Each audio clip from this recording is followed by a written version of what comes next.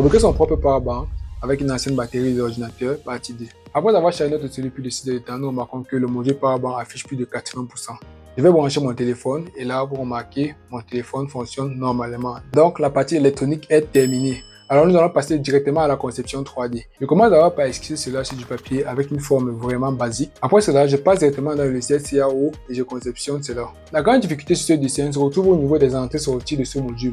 Alors, nous devons respecter exactement les espacements entre les entrées et les sorties. Une fois cela effectué, je passe à l'impression. L'impression étant tournée, j'ai eu du mal à placer les batteries à l'intérieur et j'ai remarqué que j'ai raté la disposition des entrées-sorties, alors je dois recommencer l'impression. Après observation, je modifie le sens de la batterie pour ne pas trop avoir à recommencer le dessin, ce qui va me pousser à prolonger le boîtier. Je modifie les erreurs d'écart entre les entrées-sorties. Ensuite, je passe à une deuxième impression. La deuxième impression étant bien sortie, je décide de faire la coque supérieure et je l'imprime.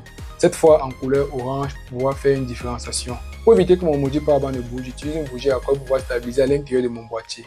Ensuite, je place le couvercle et enfin je scelle. Et là, vous remarquez mon module powerbank est prêt à l'utilisation. J'ai décidé de mettre une peinture bleue sur les motifs à l'avant. Si tu veux voir le fichier de ce projet dans mon groupe Telegram, alors n'hésite pas à t'abonner, liker, commenter si tu aimes ce genre de vidéos.